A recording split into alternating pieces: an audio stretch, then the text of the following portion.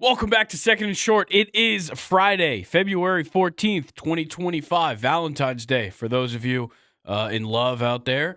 Luke, how are you doing today? It's our final Not in day. love. Sorry, I hate to immediately cut you off asking you how you're feeling, but it's our final episode before we go on our break. How are you feeling? Oh, I mean, we just got to send the people off with another good one, Yeah, which isn't hard because we're yeah, super consistent. But yeah, definitely not in love. But that's congrats fair. to those who are. I'm not going to be bitter about Valentine's Day. That's just not. I've never That's been just that not the way guy. to go. No, I've never had a Yeah, I haven't either. Valentine before, but I've never been a bitter guy. Now, did I used to make fun of all of my friends? Yeah, I did. Yeah, And shout out to those guys because I gave them guff. I'll say it. Uh, yeah. but yeah, like I mentioned last episode before we go on break. So you're gonna be hearing this on Valentine's Day, and I know you guys love us so much, but we'll be back on March 3rd. You'll obviously have two videos coming out while we're gone. I think first week we're gonna run that all-time NFL by colleges video. I finished the edit. It's awesome. I love the video so much. It's Okay. great. A lot of great moments. And Yeah. then I'm about to, and I'll go ahead and say what this one's gonna be now that we're closer. I'm gonna put together my notes for it this weekend, record it, and get it edited next week. But the second video we have coming out is gonna be me grading every head coaching hire from this free agent cycle. So I'm gonna go through. I think there was 7 openings, and just kind of give like a 2 minute, probably like a 2 minute description on each one, my thoughts, my grade, factor in a little bit of like their hires that they made under them, and whatnot. So I think that one's gonna be a fun video that'll allow me to do some more research type thing, really dip into my bag of like knowing coordinators around the league. that's what I'm gonna be doing in that one. So stay tuned for Yeah. that as well. That's gonna be the second one, and then we'll be back full steam ahead. So yeah, I guess I'll go ahead and talk a little bit about what you're going to see after the break. Just so everybody knows before we get into everything for today's episode. When we come back, it's full steam ahead on kind of our post NFL season kind of coverage, especially on the Thursday episode or Friday episodes. And then on the Monday episodes, it's going to be a lot more pre-draft coverage for me and Colin. So me and Luke are going to be focused, at least football-wise, on division grades like we did last year. I thought that was super fun last year. Kind of, Oh, yeah.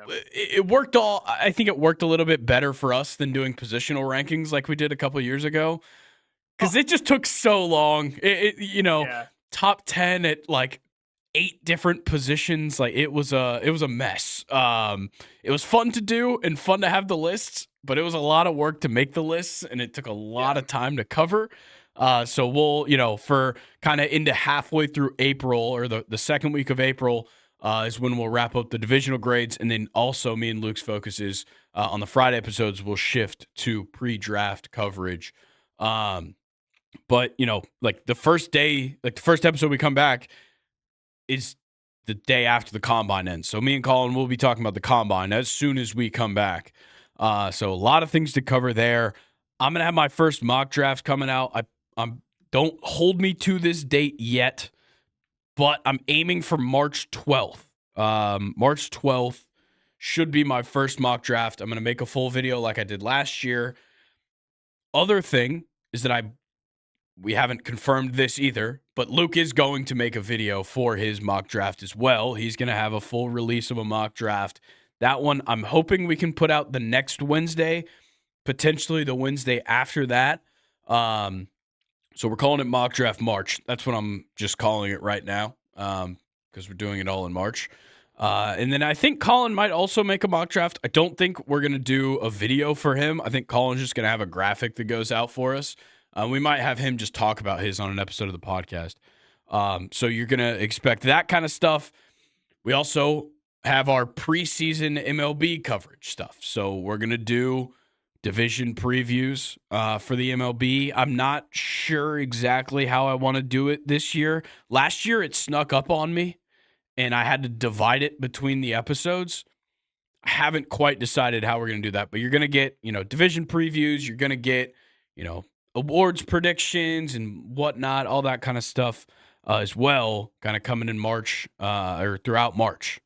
So a lot to look forward to when we come back from the break. Of course, the 2 videos that are coming out while we're on break and today's episode before we go on break. There's a lot of things to look forward to. So, the Eagles are Super Bowl champions. That's the first time we get to say that on an episode of this podcast. Of course, I hope everybody that's listening now tuned into the live stream on Sunday. It was fun. I was so sick. I felt great, like, in the afternoon and into the night. When we got done with that, I felt like death. Like, I was just, because it just, like, even if I would have been in perfect health, I think I probably would have been exhausted. Like, we were live for like 4.5 hours just going. Yeah. But the live stream was awesome. And then the rest of the week I've been sick, dealing with bullshit. Like all week. I don't know if people could tell, my face is still kind of swollen. I had like a gland that swelled up. I don't know. What I will say is that I'm so excited that spring training's underway. It just seems like just about everybody's getting there. Been seeing a lot of Braves. Ronald Acuna hitting BP. Yeah, feeling good. To quote Coach Gruden, I'm feeling nicey watching Ronald Acuna hit BP. Even though I know he's not going to be ready for the start of the season, it's just nice to see. Our top available free agent as of yesterday went off the board last night at like 10:30 at night. We got the Bregman news, which we'll be talking about. Just about everybody worth talking about has found their team. There's a couple of relievers out there that haven't quite found a spot, but they'll get picked up as well. In the Premier League, season's rolling on, and Liverpool and Everton finally made up that match that we've been having to bring up every time we talk about the table. So now everybody in the league, as of right now, as long as you're not watching this after Brighton versus Chelsea on Friday, everybody has 14 matches left to play this season. It's kind of winding down. Like things are kind of getting in position for a very good finish, I think. I think Liverpool, obviously there's questions to be asked, but I think the Champions League and all the European spots at the top of the table are unbelievable. And I know Southampton is really cornered number 20, but the relegation battle is certainly there as well. So a lot to look forward to for the rest of the Premier League season. And the Champions League knockout stage kind of snuck up on me. I honestly, when we were talking about these matches last week, I forgot that they were going to happen like the following week. I was just like, oh yeah, we'll talk about these later. No, they happened. First legs all this week. Extremely fun, extremely entertaining. And then next week is the second leg. So super quick turnaround. I kind of want to, I know it's a big topic of conversation for soccer players of like the schedule is crowded, but also like big up on the Champions League. I know they took that super long break through like December and January, but like shout out the Champions League for keeping us reeled in, because I think that happens sometimes when they're like, okay, play leg one, like they draw and then like 2 weeks later they play and then like 2 weeks later they play the next one. It's just like, I don't know. I kind of lose interest sometimes. I like that they're keeping things fresh. It's pretty fun.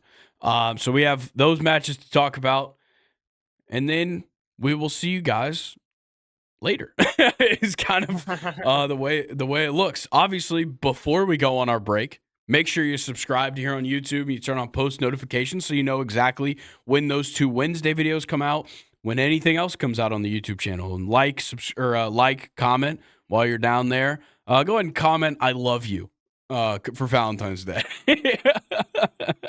Go ahead and do it. And then obviously follow us on Instagram, TikTok, stay up to date with what we've got going on over there. And join the Second Short subreddit, r/2ND A&D short. That's how you can submit your questions for questions time, which is how we will round out today's episode. Podcast listeners, rate 5 stars, give us a follow. Luke, anything we need to touch on before we get into our kind of brief Super Bowl recap? Yeah, you mentioned the NFL team, the all-time NFL team by college video. I just want to go ahead and apologize since we're going on this break. I won't have the chance to do it. I was not entertaining in that video You whatsoever. had you. I Um, assure you, I assure everybody, Luke certainly had I, some great moments. I can't wait to watch the video because I'm kind of curious to see what great moments I had Yeah, because I was so it was one of those where I had a night the night before yeah. we recorded on that Sunday and I was tired, man. So I Hey, apologize I for all the viewers. I assure you guys, this video is awesome. So don't. Uh, sure, Luke can give fair warning that he was a little tired, but the video turned out great. So I'm looking forward to everybody seeing that. Okay, For sure, for let's sure. talk about the Super Bowl. Initial thoughts, like full game thoughts. What's your initial rating, I guess, of this game? You want me to give like a 1 out of 10? Yeah, yeah. Scale of 1 to I would 10. What? How does it actually? No. How does it rank amongst recent Super Bowls for you? um oh man, I don't know. That's a hard question because obviously it was a blowout game, right? Yeah, But I feel like everybody that's not a Chiefs or yeah, everybody that's not a Chiefs fan probably wanted to see the Chiefs lose in that fashion, or not maybe me. not. But I definitely did because like I think the underlying thing in a blowout, and I told Grayson this off recording a couple days ago, but like you at least get to see one team playing at like probably the best we've seen all season long, and Yeah, that's really entertaining to me. Um, but yeah, I don't think I stopped smiling the whole game just because I wanted to see the Chiefs lose in that fashion. I thought that that was incredible, and that was probably. I mean, would you say it was the best the Eagles had looked all season long? I think it's it was damn definitely near close. one of their best performances. I think defensively, you won't find a better game than how they played, especially like the first 3 quarters of the game. In particular, like the way that they played that game defensively was unbelievable. Um, but I will also say, like, it's the we know the Chiefs' offense has looked bad all season. It was the worst I've seen the Chiefs' offense look. Yeah, And that's I also agree. like on things just independent from the way that they were being defended. Like, obviously, I'm giving the utmost credit to the Eagles' defense. Like, it was unbelievable. Shout out Vic Fangio. He deserves all the credit in the world for that. But that Chiefs offense was putrid. Like, it was absolutely horrible. And I think a lot of it was concerns that we had about them going into the playoffs, anyways. They can't find consistency running the ball, they can't make big plays downfield. All this different stuff that was like, okay, all the successful teams and all the successful Chiefs teams we have seen do this regularly. I mean, last year, Yeah. coming into the playoffs, Isaiah Pacheco was unbelievable.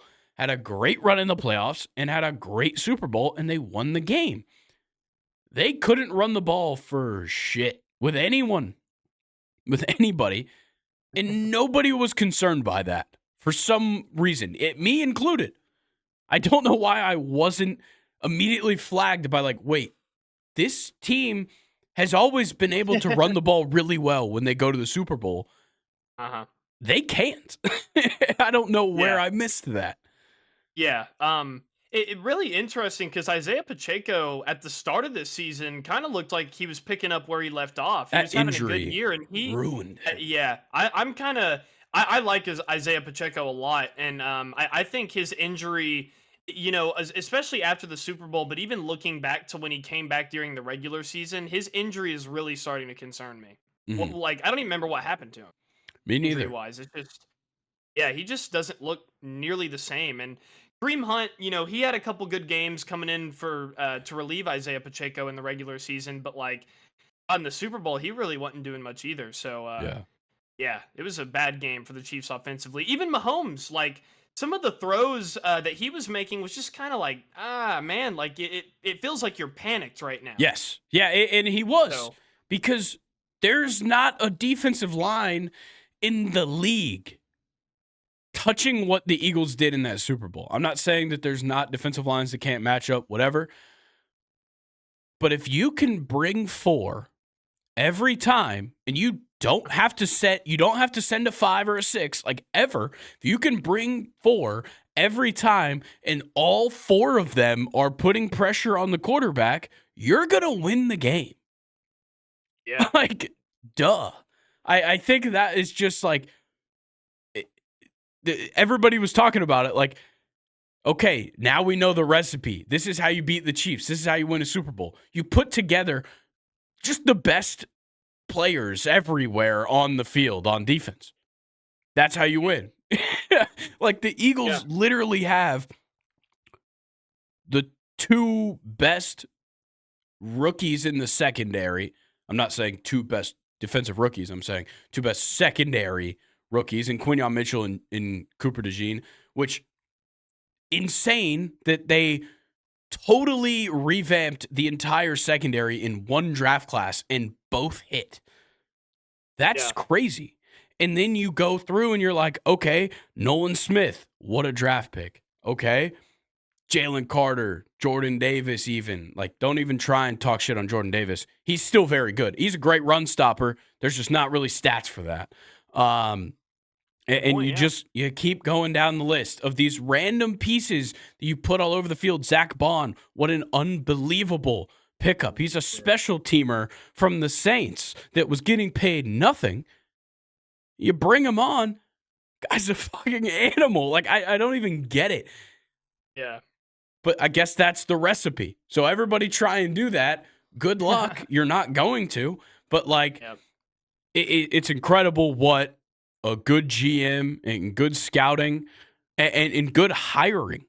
Good hiring was the key. I mean, you know how bad this team was at offensive coordinator and defensive coordinator coming off that Super Bowl? I mean, Steichen and Gannon leave, and they were just like shit out of luck. They tried the inside hires. They didn't work. Both of them gone. First round exit in the playoffs in embarrassing fashion. Mm-hmm. You come back, you hire Kellen Moore, who's just kind of gotten screwed out of a bunch of different things. Now he's the head coach for the Saints. You brought in Vic Fangio, who has so much experience, but has just kind of gotten screwed over in a couple situations too. He comes in, and all of a sudden you have the best defense and the best running offense in the league, probably. Maybe the second best to the Ravens. Just depends on what you're looking for. But, I mean, you can't deny what the Eagles built kind of in the matter of a year. Yeah, for sure. And even Brandon Graham, who we thought his season was going to be over. I saw this one. Well, first of all, it surprised me that he was even on the field. Yeah. Because did he play in any of their playoff games before the Super Bowl? No. Okay, so yeah, like Philly legend, he's played so many games for the Eagles in his whole career, but didn't expect him to come back that early after that injury. And then there was a play where Mahomes rolled out and Brandon Graham was like there. Yeah. I just was surprised. But going back to the Chiefs offense, there's one player that I want to separate from all the bad, and we talked about this before, was Xavier Worthy. Yeah, it was great. He had a fantastic football game. But it's also shout out to him. The way that offense was struggling is he's the only guy that can be successful because his job is to be like, kind of just the escape pod on every single play where it's just like, okay, if everything falls apart, at least you could put it in his hands and maybe he'll run past a couple people. And he did a great job. Now, I saw a lot of people talking about D-Hop. I had some words for D-Hop on the stream, by the way. That drop on 3rd and long, I think, 4th and long, maybe. That was the end. He's DeAndre Hopkins. He's no longer D-Hop. I'm not saying his career is over. I'm just saying D-Hop ain't dropping that. DeAndre Hopkins did. Yeah. Did he get a 2-point or a touchdown in the game though? He might have. He might have scored a touchdown, honestly. Yeah, but that drop was brutal. As much as it hurts me to hear you say that, I'm gonna have to row the boat with you because when I saw that pass get dropped and it dawned on me that was DeAndre Hopkins, I can say with certainty I have never seen him do that ever, Bad. So bad. ever. I'd Yeah, love for and like on if you guys weren't watching the live stream, any of the people out there, including yourself, Luke, I'm not sure if anybody's willing to find wherever that timestamp is, but I was literally like that. I was like losing my mind over that drop. yeah, Like it was so bad. yeah, It was yeah, but truly like gut wrenching to watch. yeah, I hate it for him, but yeah, I mean you're right. That was a really crucial third down. Yeah. One of those plays early on in the game that probably I don't know if it would have changed the outcome, but it definitely would have helped out with momentum for sure. Yeah. So yeah, Do we think that maybe Kelsey's done? I, I think he's still got a lot left in the tank, but he's had a pretty damn good career. Yeah, You I know, mean, so you could. If you're Travis Kelsey, you could just stop.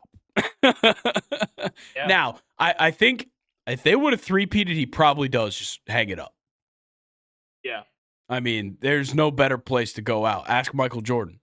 But like, man, I don't know. He can come back and look. The thing is, Travis Kelce could have like 800 receiving yards for the next 3 years, and he'd still be amazing. It's just he yeah. won't be the same if he continue. Like I don't see him having 100 plus receptions and 1,000 plus receiving yards every year anymore. It's just he's not. Mhm. It's not how that works. Yeah, yeah. No, I Um, agree. and I think that the Chiefs should probably look to evolve a little bit offensively. Now, maybe that means you move on from Matt Nagy as your offensive coordinator. I don't know, but I do think there's some evolution to happen. Because look, Patrick Mahomes is not 30 yet. By the way, so there's a lot more to do. So let's kind of just try something new. You did the thing. You've already done the thing. Patrick Yeah. Mahomes has the 3 Super Bowls. Okay, let's try something here. Why not? Yeah, I couldn't agree more. One thing that I don't think Mahomes has really had is like kind of like his wide receiver. I mean, No, maybe you could argue like Tyreek Hill was that, sure, but I think almost every great quarterback, especially from our generation, you can associate with a wide receiver duo, the quarterback and wide yeah, receiver duo, and I don't think Mahomes has ever had that. And on top of that, I don't really think since Mahomes has been there, they've had like a running back that they could like really count on, for sure. Like so Pacheco I was that's trending in that direction, but you made a great for point sure. earlier in saying it this injury really does seem like it got him. Now, Yeah. we'll have to see how that looks over an off season and beyond, but um immediate reaction he looks a lot different. Yeah, for sure. I think Mahomes has always had the offensive line there. There's been 2 Super Bowls where that O line hadn't showed up. Yeah, and Buccaneers and now also, the Eagles. the offensive line injuries show like Yeah, that happens a lot with everybody. I mean, the Eagles dealt with it too. yeah. But I guess overarching for the Chiefs going forward is you need to find Mahomes his wide receiver that he can just stick with. Yeah. And then getting a running back you can count on, like one that you can count on for multiple seasons. Yeah, like I So mean, you got to think about this. Whether Kelsey retires this offseason or he retires like 3 years from now, you're going to have like 10 to 8 years of Patrick Mahomes with no Travis Kelsey. yeah, There's got to be somebody else already there when Kelsey goes out the door, in my opinion. And yes, Xavier Worthy is an awesome weapon. He's not the guy. I said on the live stream they should go after T. Higgins. I think that works age-wise as well. Like, T's not really that old. But also, like, you should be thinking about these guys in the draft every year, honestly. Mhm. The next couple of years, there's great wide receivers in these draft classes. And I'm not saying you got to trade up and get, I don't know why I'm just totally Jeremiah Smith or something like that. But, like, because Jeremiah Smith and all of these guys are going to be coming out in that same class, well, some guy who probably would have gone like 15th is probably going to go 25th or like 28th. And the Chiefs Yeah. might be picking in a position like that in years to come. But also, the Chiefs might be picking 31st or 32nd every year because they're that good. They're that well coached. They're led by a leader in Patrick Mahomes and Travis Kelce and Chris Jones that do their job and get them there. I think don't let that game change the fact that the Chiefs won 15 games and made it to the Super Bowl. It's not like everything needs to blow up after that. Exactly. Now, there's guys that are going to want, guys want to get paid. You have that draft class of guys from 3 years ago that just lost their first playoff game. Those guys have to get paid in a year from now. Like, that conversation needs to, be had.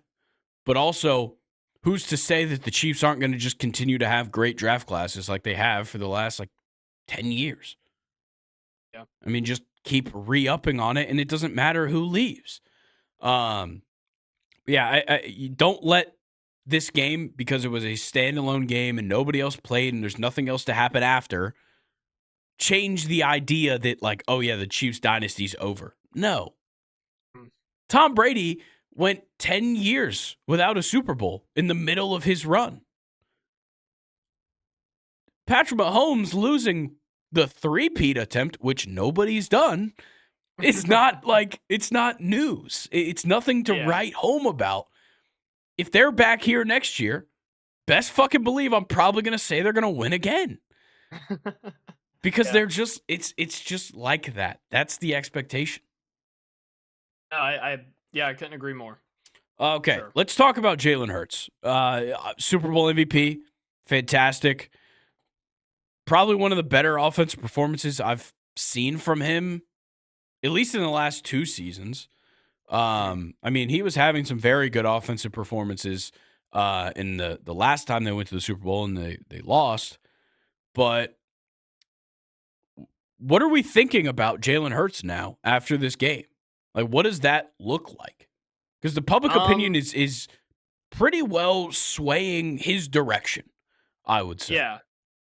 I don't think what he does, and this isn't to take anything away from him because I do think he's an amazing quarterback, but I still nothing leads me to believe that he can go through a full NFL season looking good just throwing the football. No. But I really think that this game, and of course, I want to drive this home. Jalen Hurts is a good quarterback, and I don't want to take away anything from him, but I just felt like this was a really good game for him to, succeed in. Yeah. Because you have a stagnant Chiefs offense, and mind you, they're shutting down Saquon Barkley defensively, so it falls on Jalen Hurts. And I just feel like the game kind of almost fell in Jalen Hurts' hands. It also didn't. It also helped that AJ Brown and Devonta Smith stepped up for him. Yes. And Jalen Hurts looked good in the run game too. I think he had 70 yards rushing. Yeah, 72 yards and a touchdown on a tush push. Yeah, so he kind of even carried the load of Saquon there a little bit, but I think Jalen Hurts is not necessarily an elite quarterback, but he does what his team needs him to do better than probably 95% of NFL teams. Yeah, I think this might sound ridiculous, but Jalen Hurts winning this Super Bowl is Flacco. That's how it looks to me when you look at okay, this is where quarterbacks in the league are. Now this guy has a Super Bowl, but it doesn't mean he's up there. It doesn't change that. Now, there was a lot of people that were like, Joe Flacco's elite. He won a Super Bowl. Okay, well, Trent Dilfer is not elite. He won a Super Bowl. There is, obviously a lot of ways you could pull that one back. But I think this is very Flacco winning a Super Bowl-esque for Jalen Hurts. There was a ton more factors on this team that won them the Super Bowl. He stepped up when he needed to, and that's great, and they won. And I do think that helps the opinion of, okay, it's late in the game, or if this game does turn into we need Jalen Hurts to throw the ball to win this game, it can happen. Sure. But Jalen Hurts isn't just going to start next season and just put up Lamar Jackson numbers. Yeah. And that's not going to be the way that the Eagles win games. They still are going to need Saquon to run for 150. Like, that's still going to be an essential piece of winning games for Philadelphia next season. But Yeah. Jalen Hurts certainly looks better, and there's more things I could rely on him with. But he's not better than Burrow. He's not better than Mahomes. And obviously, this is in no order. Mahomes is number one if you ask any day of the week for the next 5-10 years. But Mahomes, Burrow, Allen, Jackson. Obviously, I would probably still put Goff over Jalen Hurts if we're looking at quarterbacks. And obviously, I'm just kind of spitballing here, but like, I think there's still a lot of quarterbacks that week to week are just better than Jalen Hurts. Yeah. I like how you said Allen and then Jackson. That was cool. Shout out Allen Jackson. Shout out Allen Jackson for real. What was I? I was just about to make a point. Oh, yeah. I wanted to pose this question to you. I'm going to go ahead and give you my opinion. Then I want to flip it to you. Yeah. I thought that one of like the 3 Eagles players, I thought that it should have been a defensive player that won MVP. Do you agree with me? I do agree. Okay. I'm glad that we're on the same page there. I don't think Jalen Hurts necessarily should have won MVP. Yeah. I'll say that. I knew he was going to. Because he's the quarterback, it's almost weighted. Yeah. It really. The weighted QB weight. Cooper DeJean should have won fucking Super Bowl MVP. He was fantastic for a punt return, by the way. In case anybody wasn't paying attention, he looked great. Yes. Just gaining a couple yards every time. Pick 6, lockdown coverage. I mean, he was unbelievable. He won the fan vote, which is 25% of it. But yeah, I don't know. I think Coop could have won. I think Bond could have won. Obviously, who was it off the edge that had the 2 sacks and the forced fumble? That's I've been thinking Is about it his Williams? name this entire time. Is that his name? I think Williams was the D tackle that also had a sack. I think it's Milton. Yeah, Milton Williams. Maybe he's a D tackle. Well, there was an edge that I liked. Milton Williams had 2 sacks, 2 tackles for loss, and the forced fumble. The fumble recovery. I think he also forced it. Josh Sweat had 2.5 sacks. That's Go who Noles. I thought it should have been. Go Noles. Oh, really? Yes. I didn't know that. Yeah, that whole defensive line was unreal. Yeah, and the linebackers and the secondary. Yeah, exactly. Like I said, it's crazy. It's crazy. Yeah. Also, CJ Gardner-Johnson after the game, just posting. Yeah. Did he post a picture of her, or did he just say like, should have stayed? What did he say? Should have stayed with like thick shit. I think it was just a tweet. I don't think there was a picture. Dude, so funny. Yeah. I gotta pull up the Travis Kelce thing.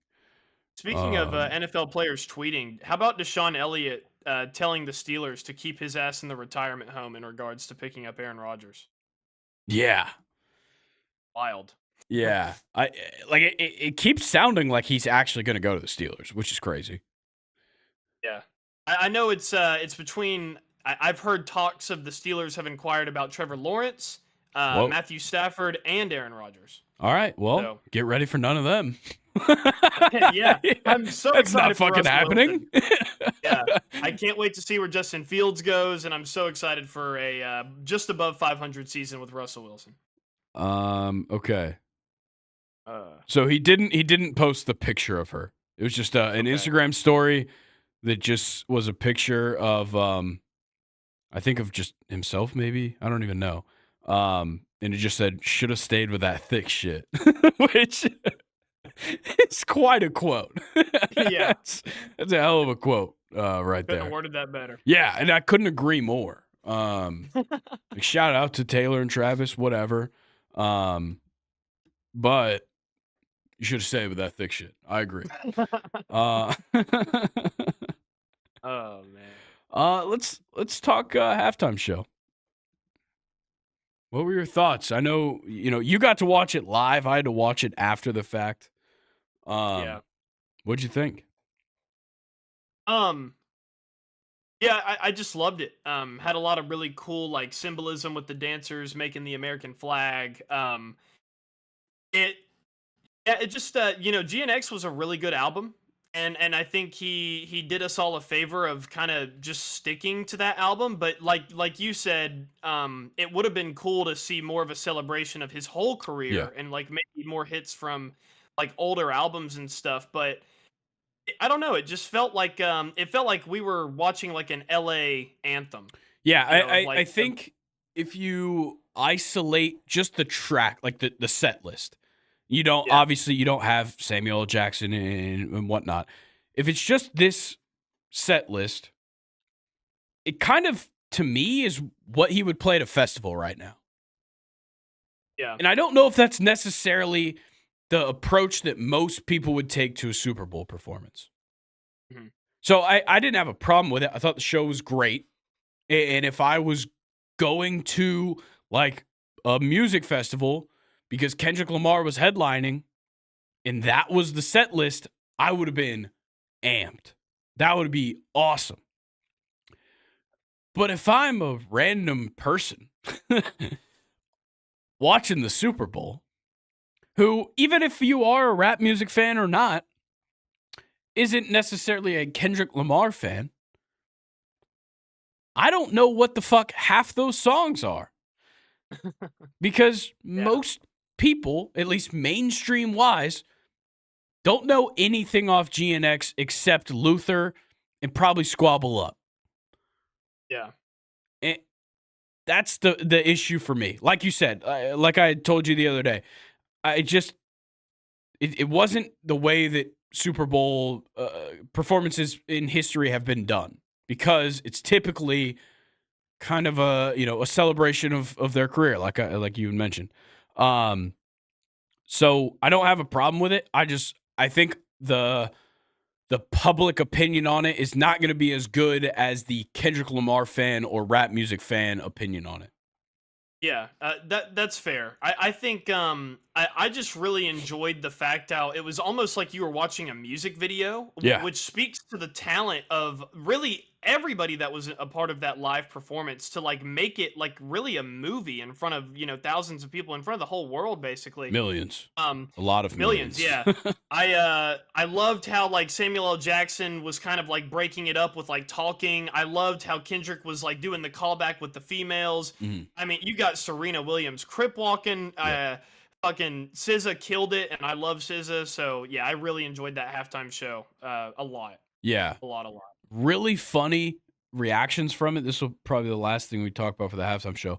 Kai Cenat was just like shitting on it, which I thought was Really? interesting. He was saying that it really just was not that loud and that the NFL pumped in crowd music or like crowd noise into the Mm, broadcast and into the videos they posted afterwards, which is interesting. Kai yeah, was I don't like there. that. Yeah. And then also Drake released the track list for him and Party Next Door's collab album the other day. So that's Yeah, I'll be honest, good on Drake. Good timing of that because you're getting mentioned a lot. That's for sure. yeah, I will be interested to see if they sue.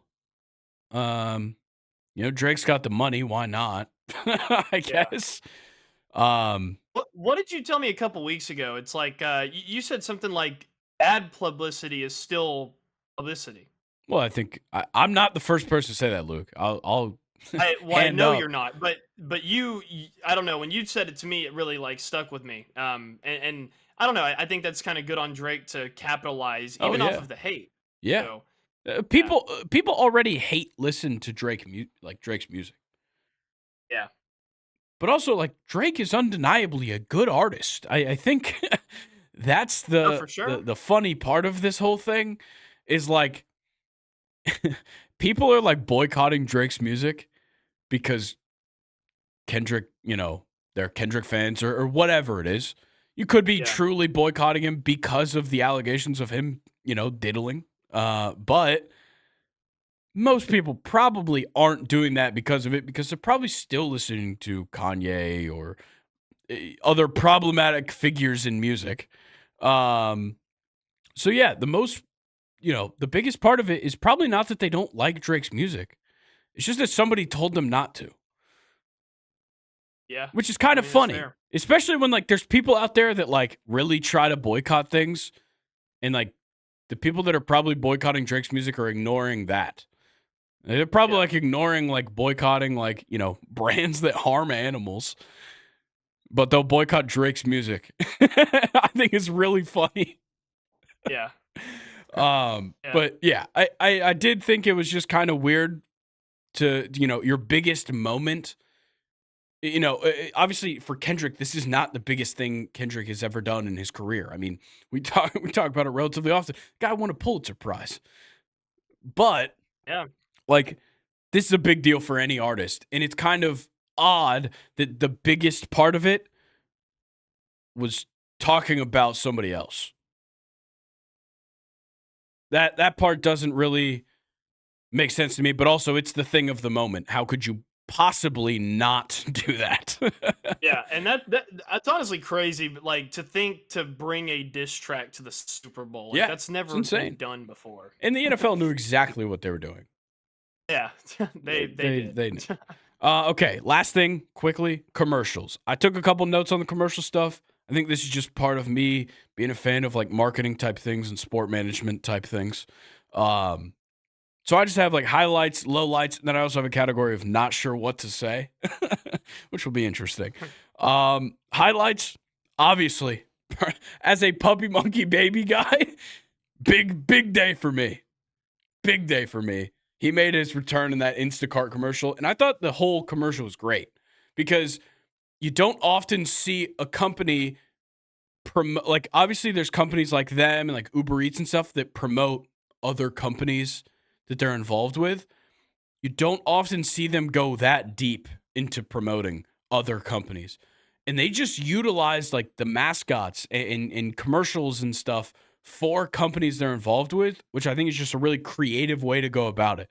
I mean, if you didn't know what Puppy Monkey Baby was in the first place, you would have no idea that he is a spokesperson for Mountain Dew. He's not really, but he is.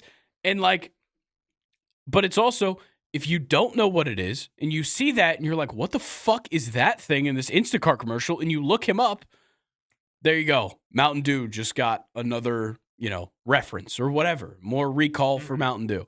And, the Pillsbury Doughboys in the commercial and like the Old Spice thing that shows up at the end, like all that kind of stuff. That's genius on Instacart's part. So shout out to them. I think that was a fantastic commercial.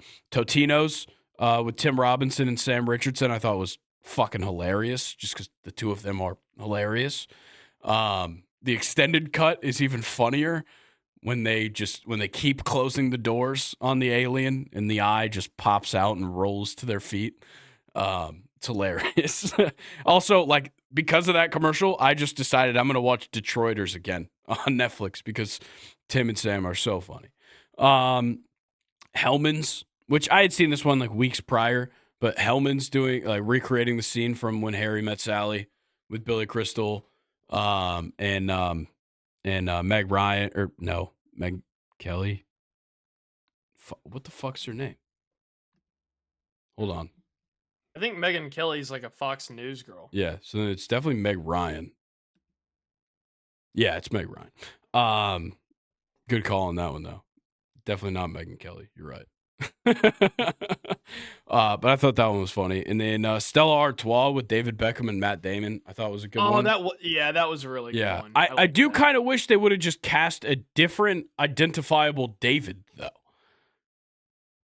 It's weird to cast Matt Damon to play a guy named David when you cast David Beckham to play himself. Yeah. I thought that was kind of weird, but also I loved the commercial. I thought it was very funny. Those were my highlights. I'm sure there was other ones that I saw that I enjoyed, but those ones stuck out to me. Lowlights, Mountain Dew with Seal. That was crazy. Why are we CGIing Seal as a seal? The Coffee Mate cold foam commercial was heinous. Yeah. Absolutely disgusting. Tongue commercial. Really weird.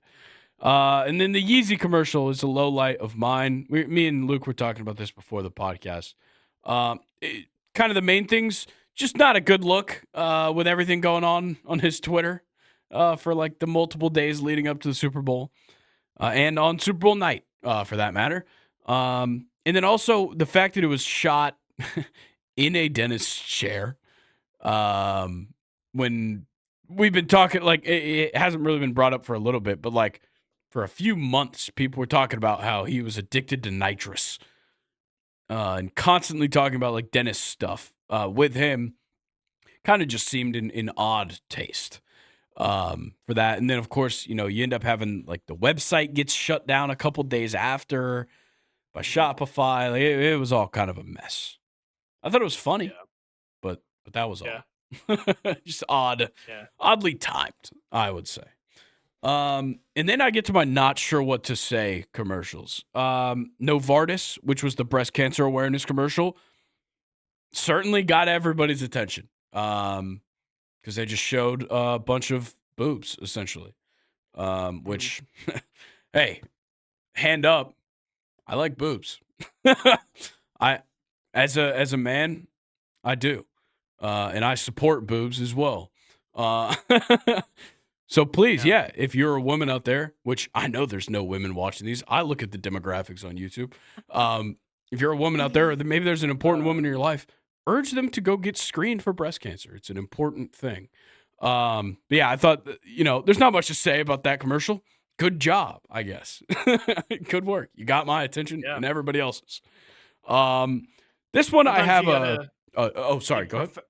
I was gonna say sometimes you got to be profound like Yeah. that. It really works. Yeah. Sometimes. Hims and hers. I have like a true hatred for this commercial. Okay, it's weird. I don't necessarily hate it. I just think it's kind of weird. So it's all about how obesity is an epidemic in America, which is true. Great. Kind of weird to promote weight loss supplements that way.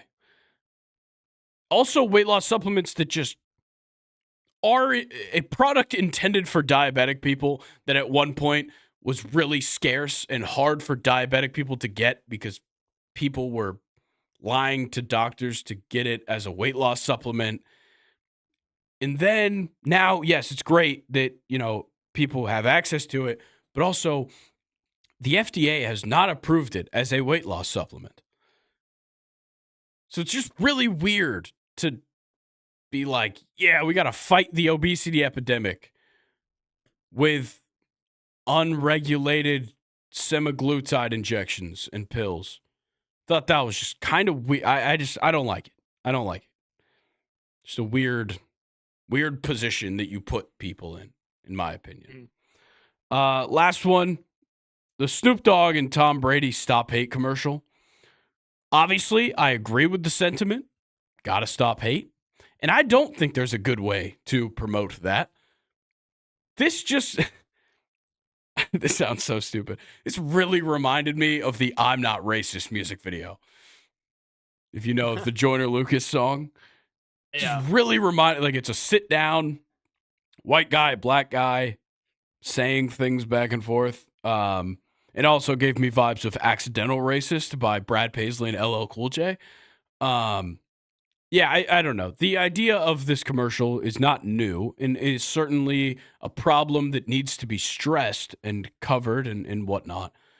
It's just, it's not a new idea, nor is it effective, I would say. But I appreciate them trying to use the platform. I'll say that. I think it was like odd execution. Okay, but yeah, that's all I've got for the commercials. I tried to run through that as quickly as possible. Yeah. Anything else on the Super Bowl before we move on? No, I'm just dialed in for the black and yellow to be back in September. Yeah, well, that's it's gonna be fun. I think next year's football season will be a lot of fun, but now is not the time to discuss. Yeah. I know. I'm just ready for it. Well, there is a black and yellow team that'll be returning soon. The Pirates. Yeah, let's talk about the MLB.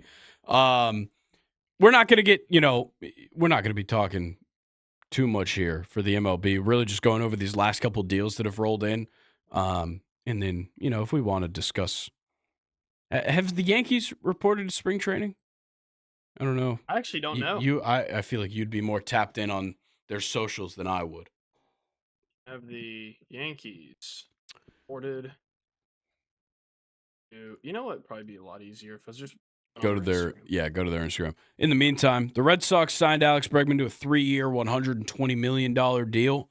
I know there's some deferrals in play on this deal. I think real-time money, it's really $30 million a year. Yes, they are at spring training, it looks like. That's the airbender himself in Florida there. Hell yeah. Devin Williams, Oh, yeah. big pickup. So yeah, the deferrals definitely going to come in as a bit of a game changer there for this deal. I think $30 million of it gets pushed down the road. But the interesting part is the 3 deals that were on the table were this deal, 3 years, $40 million a year. The Tigers had a 6-year, $171.5 with deferrals in it. So, AAV wise, huge drop off from what they would have, from what he got from the Red Sox. And then the Cubs, I don't know what the fuck they were thinking. 4 years, 120. So it's not a long-term deal, and it's not enough money. Yeah. Like, you totally struck out there. Very odd. But I think the Red Sox deal is great for Bregman. Now, you could say that they overpaid, and I think there's been a lot of people trying to say that Alex Bregman is not a $40 million a year player. I think that's dumb. I think that's a dumb thing to say. Sure, he's been declining kind of, but not really.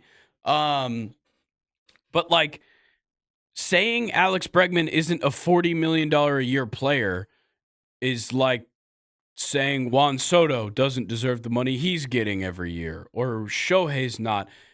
That's not how this works. You can't just say every single offseason when a different player is a free agent and gets more money than someone else that they're not deserving of it. It's a marketplace. These prices they're not finite. It's not like Alex Bregman goes into the offseason going, all right, I put up enough home runs. I can get paid $35 million a year now. You just get paid what somebody's willing to pay you. So you can't say Alex Bregman's not a $40 million guy. It's like saying, whatever Google's stock price is at right now, well, they're not worth that. Yes, they are. That's what it says. Yeah. That's my opinion on trying to say that about Bregman here. Because they paid him $40 million. He's a $40 million guy.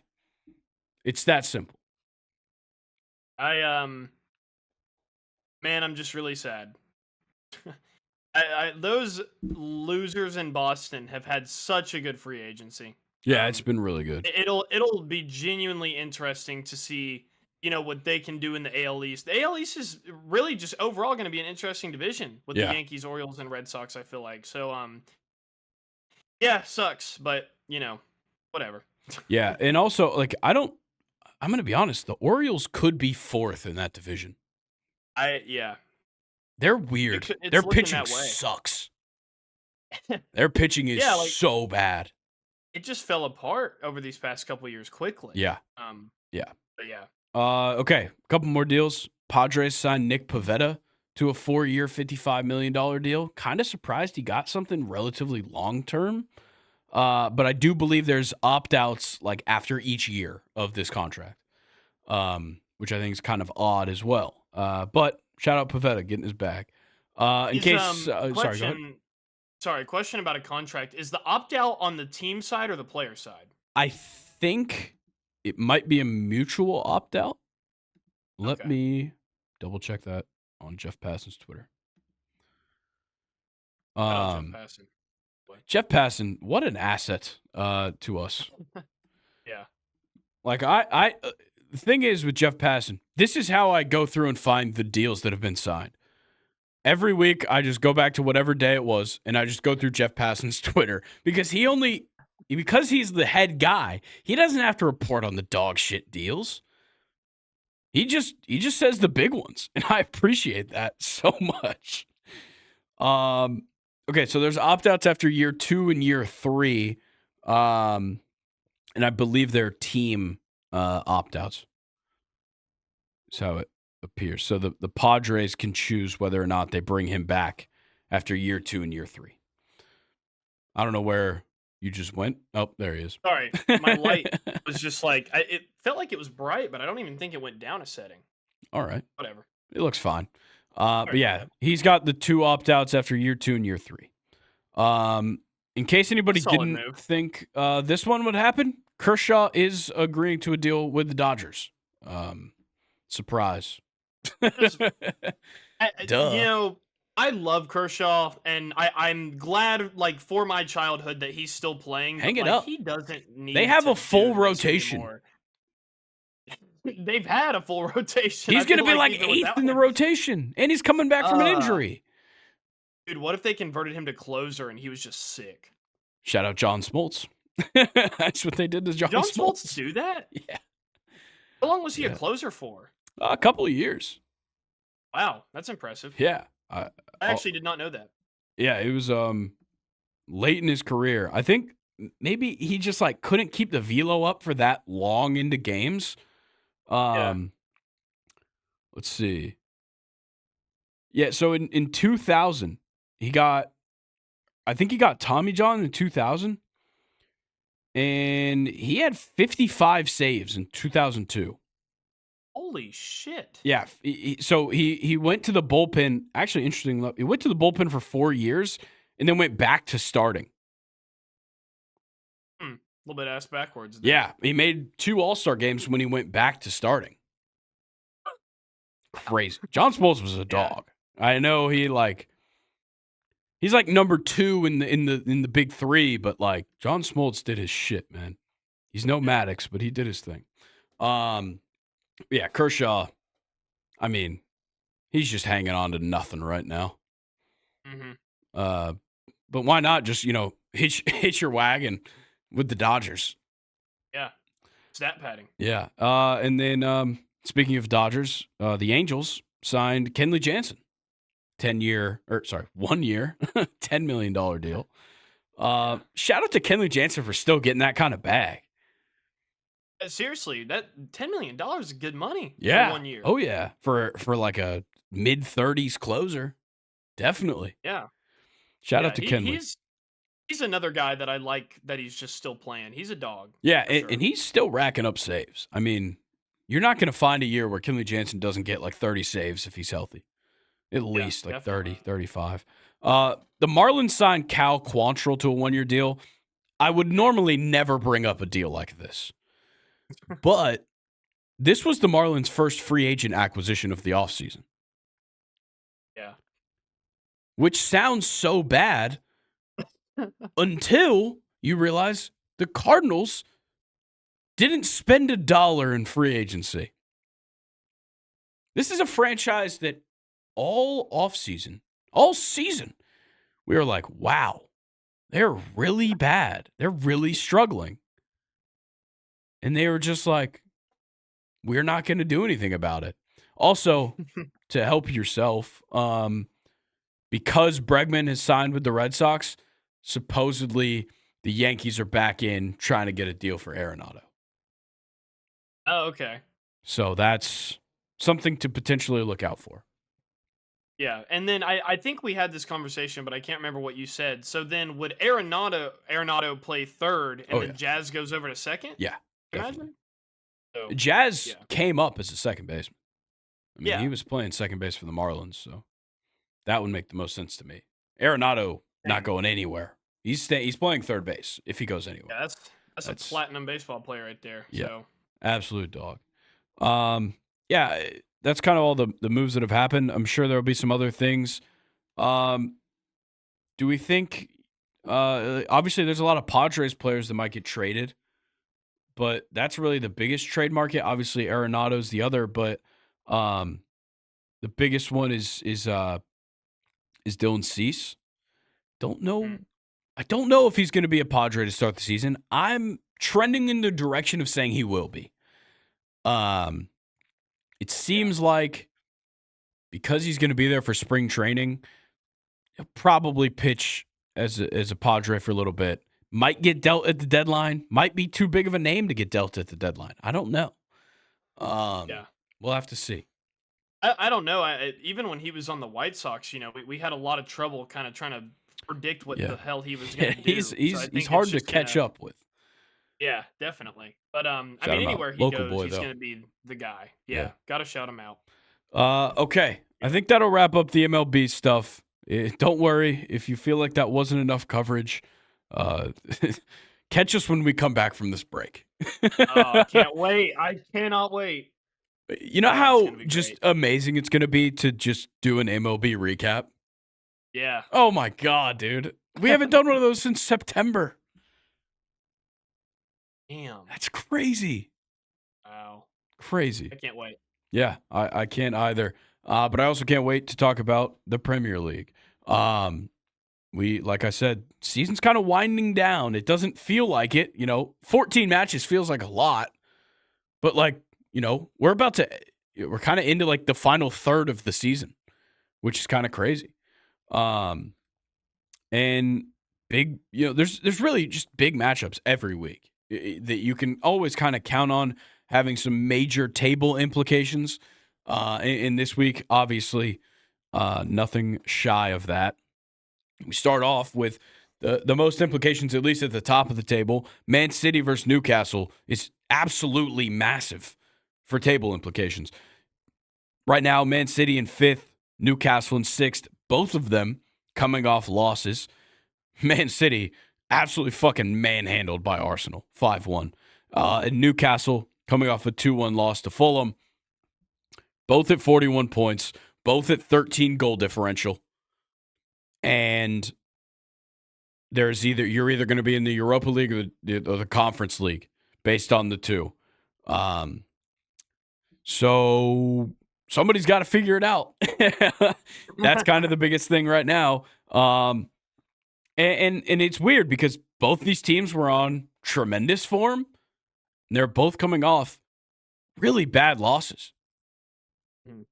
I don't know. I like Newcastle's chances a lot better than City's chances here. I think Newcastle are still.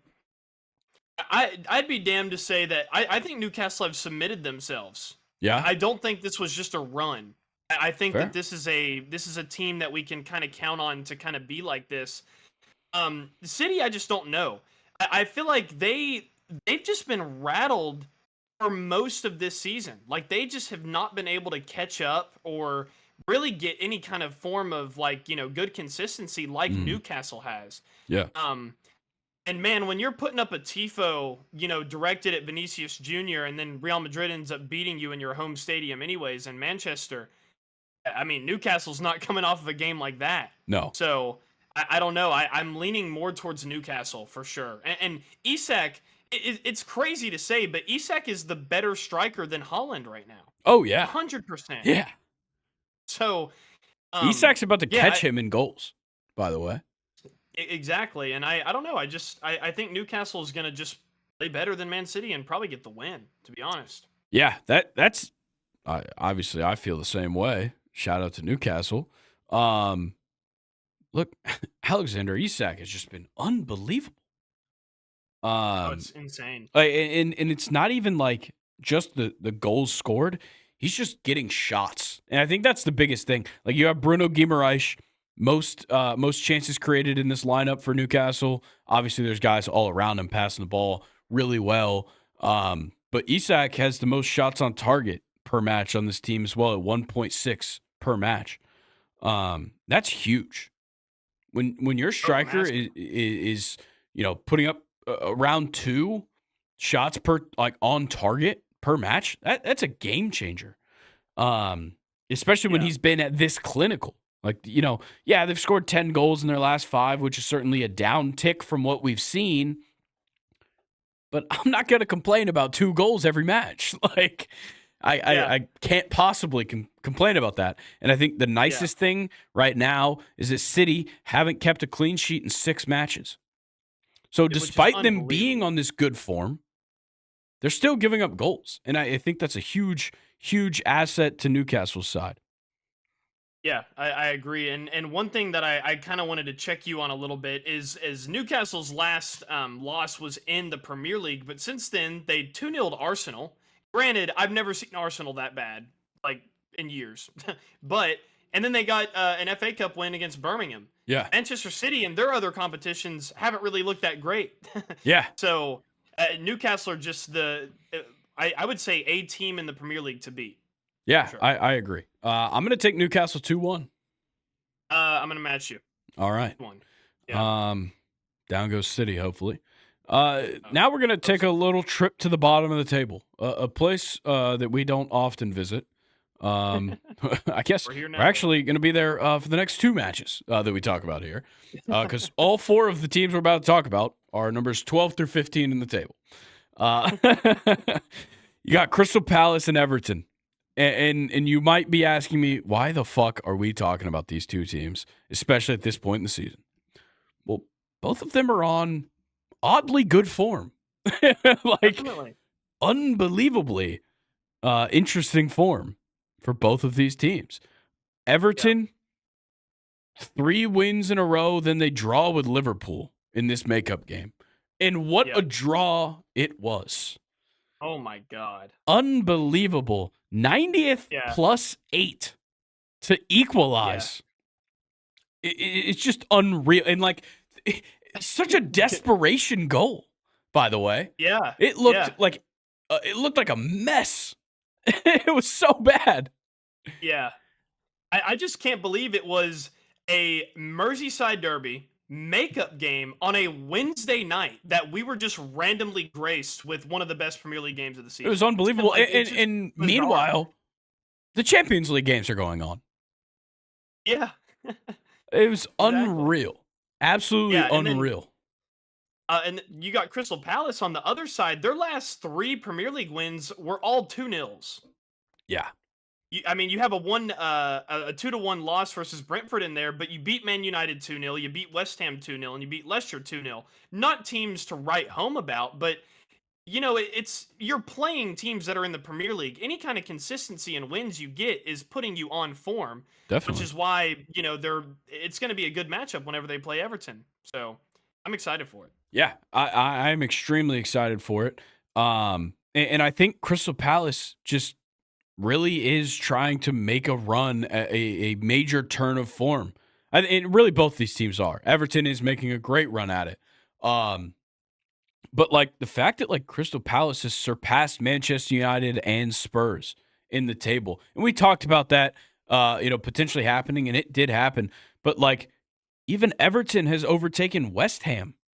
West Ham's 2 spots out of relegation. Now they're 10 points clear of it, but there's only 2 spots out of it.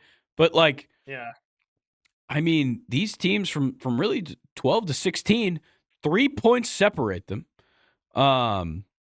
And anything could happen with these kinds of teams. So I'm very interested in how Crystal Palace and Everton's going to go. I'm going to go with a 1-1 draw. I think both of these teams are unfortunately in positions where like you just kind of have to assume they'll both do what's worse for them.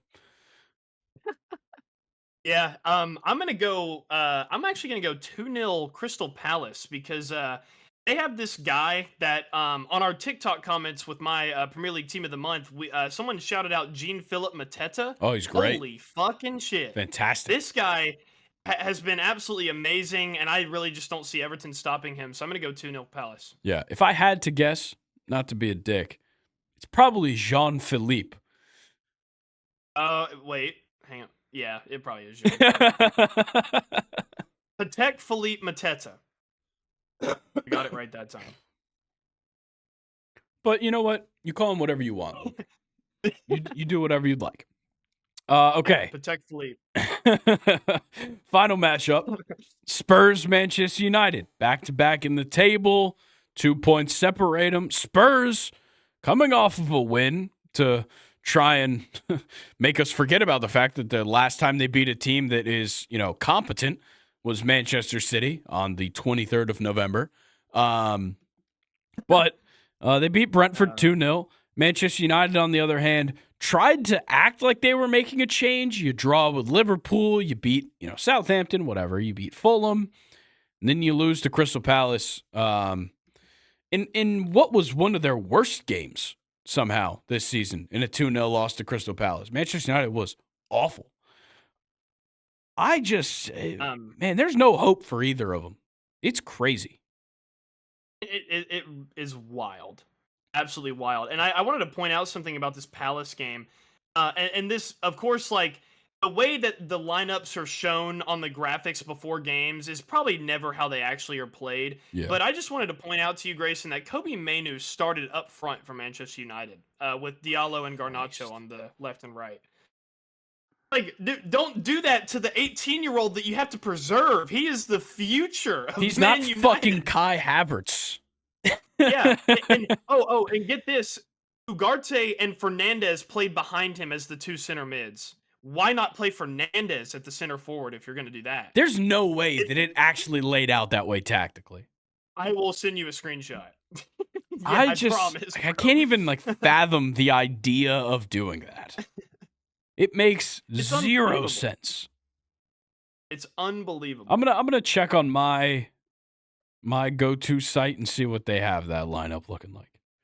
Yeah, I just sent you the screenshot so you can see mine. I honestly am hoping your site says it's something different. Me too. For Ruben Amorim's sake, because Jesus fuck. Oh man. No, it's the same on here. Man, that's fucking crazy. I actually might go back and watch the highlights of this game because I'm genuinely intrigued. I have to know. That's unreal. Yeah. Wow. That's crazy. Like, if this makes me want to say Spurs is going to win. I was going to say it was going to be a draw, but seeing that, God, it like that's Ruben Amorim asking to be fired. Literally. That's crazy. Wild. You know what? I am going to take Spurs to win this match. Yeah. 1-0 Tottenham. Final score. I'm going to go 2-0. Spurs scores goals. I mean, they've got an 11 goal differential, which is crazy to be at that point in the table. But yeah, I'm gonna give Spurs their love. Is it fair to say that, like, Spurs just, they don't really look bad when you watch them? No, they're not nearly as bad as Manchester United looks. It's just like that's a good point. It's especially late in games. Yeah, things just get weird for Tottenham. I don't know what Ange is doing, but it's not the right thing. Yeah. All right. So that's the 3 games we'll cover. Rest of the matches this week. You got tonight, as you're listening to this afternoon on Friday, Brighton, Chelsea. Saturday, you got Leicester versus Arsenal, Aston Villa, Ipswich, Fulham, Nottingham Forest, Man City, Newcastle, Southampton, Bournemouth, West Ham, Brentford, Crystal Palace, Everton. Sunday, you got Liverpool, Wolves, Spurs, Manchester United. And then on Wednesday, my birthday, you have Aston Villa, Liverpool. And then it flips over to the next week. So a lot of soccer to be watched while we're on break. A lot of big matches that we're unfortunately going to miss out on covering. But I feel like when we come back, we can maybe do a table check-in because we've got a pretty shit week, I believe, on our hands when we come back. So maybe we treat that like an off week and just do a table recap so that we can kind of catch up on all the matches we miss. Yeah, sounds good. All right. Did we want to? We didn't really talk. We talked about it pre-recording, but we didn't really mention it on the podcast. Did we want to really talk about Liverpool Everton at all? That crazy game, as far as like the fight at the end was ridiculous. Yeah, I mean, let's talk about it then. The fight was crazy. What do you think about that? Like, do you think it's cool, or like should Decore like not have done that? I feel like in general, you probably shouldn't be fighting. Yeah. in Well, general. what about But celebrating yeah, in front of the the crowd? celebration, I think that's fair. I think that's fair play. I mean, I do too. Yeah, It's for a sure. rivalry. I But mean, then again, like do your shit. Curtis Jones is the king of Liverpool right now for going up and trying to fuck him up. Oh yeah. Oh yeah. So I don't know. I Look, guess you gotta get two heroes that are made there. I think Decore celebrating like that is awesome. It's also, that's a business decision. Yeah, Like for sure. you got to know you're going to do that shit. Yeah. But also, Curtis Jones defend the badge. I mean, that's Yeah. fair. I think it's all fair. It's just you probably shouldn't be fighting. I can say that willingly. Yeah. Yeah, I don't know. But the game was just madness. I mean, Liverpool looked kind of bad to start, like multiple times in that game, and somehow they turn it around, and then Everton just scrounges up a crazy goal there at the end. Crazy. Yeah. Ridiculous. Yeah. Anything else you wanted to cover for that game? No, that was really it. I just kind of wanted to talk about the Yeah, fight. and I mean, we could Afterwards. certainly see an odd change of form here for Liverpool. Did they have a bad result in the FA Cup over the weekend? Yeah, they lost to Plymouth Argyle. Bad is an understatement. Yeah, 1-0. Hey, shout out Pieface though. Shout out Pieface Yeah. again. Plymouth Argyle. They beat Brentford. Now they're beating Liverpool. It's insane. Crazy. Yeah. Oh Wow. man. Yeah, so maybe an odd change of form here for Liverpool. Would Plymouth Argyle fans be able to fill up a half of Wembley Stadium? I doubt it. I don't want to disrespect them, but like, Yeah. could they? I don't know. That's a question for somebody who's got any idea of the fan base Plymouth Argyle. Which is why our next guest is Pieface. Yeah, welcome in. Oh, sorry. It's too late. It's 11 p.m. in England. Couldn't afford them. Yeah. Oh, definitely not. Definitely not. I can't even light this room the way I want it lit. I mean, we're certainly not getting pie face. The lighting looks great. No, it doesn't. One of the light bulbs went out right before this recording. One of the light bulbs went out. I don't think you can tell on camera though. Probably seriously. not. Probably not. All right, let's move on to the Champions League. I think we're gonna we're gonna fly through this. I'll be honest, because Okay, I want well, to get to questions time, but I know we have some things to cover. I just want to talk about City and Real Madrid for a little bit. Oh whenever yeah, we get to that that's the only one that necessarily needs our focus. I'll say. All right, so we start off Tuesday's matches. PSG 3-0 over Brest. Good shit. I mean, we could say we didn't see it coming. We saw it coming. Yeah. We just kind of wish it didn't happen. Kind of wish they put up more of a fight. Yeah, shout out Ousmane Dembele. A brace. He's been killing it. Like, really killing it. Yes, he's been absolutely unbelievable. Let's go ahead and talk Man City Man City Real Madrid. 3-2 Real Madrid on a 90th plus 2 winner. They equalized in the 86th. This was unreal. Like, you had Holland scored a goal in the 19th. They were in the lead all the way 1-0 until the 60th minute. Man City gets a penalty. Holland scores that in the 80th. 6 minutes later, Brahim Diaz equalizes, and then Bellingham gets the winner in the 90th plus 2. It's crazy. Yeah. Really good game. It was kind of end to end. I would say more in Real Madrid's favor, but City was getting chances as well. You can definitely tell that it was two powerhouses pretty much at the top of their game. Yeah. On the same pitch. But it was really entertaining. Definitely starting to sense some bad blood between these two teams, you know? Definitely. Or like for sure. Not only with like the Ballon d'Or, Rodri versus Vinny, but also like in past Champions League meetings. So I think the second leg in Spain is going to be probably the same thing. It's going to be really good. Yeah, I think so. And it's nice that like nobody got blown out here. It's a 1-goal difference. Things can happen in that second leg. Yeah. Ever since the Thierry Henry kind of rant about Mbappe, I've kind of been paying attention to him. He was making runs in this game. Good. I'm gonna be honest though, like he's still entertaining, and I feel like his finishing, or at least his shots, are still good. It's just not. I've never really seen Mbappe like this before. Something is just still off about his like goal scoring. I don't know. It just doesn't feel like Mbappe. Yeah, Or I maybe think it's because his Real Madrid's too demeanor is loaded. just weird. Yeah, I think that's what it comes down to.